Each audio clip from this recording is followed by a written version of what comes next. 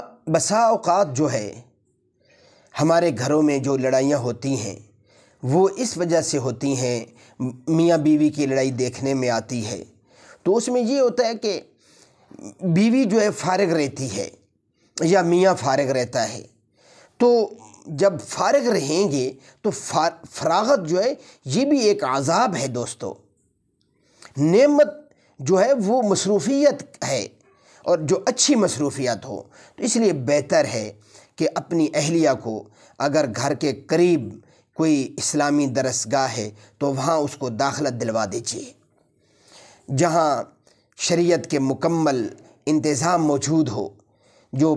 شرعی پردے کی حالت میں وہاں جا کے وہ اسلامی کورسز سیکھیں، جن میں انہیں پتہ چلے جائز ناجائز، حلال حرام، ان چیزوں کے بارے میں جو ہے پتہ چلے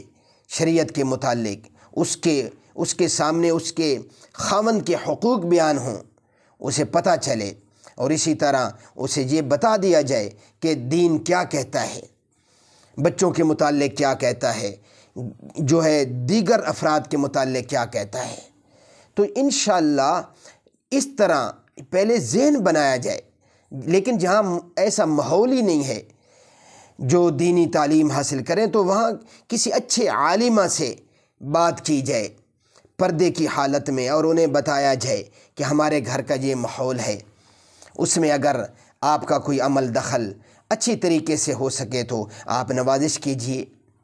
تو جب ماحول تبدیل ہوگا تو انشاءاللہ العزیز ہمارے جو گھر ہیں وہ پرسکون ہو جائیں گے، ان کا ماحول بہترین ہو جائے گا۔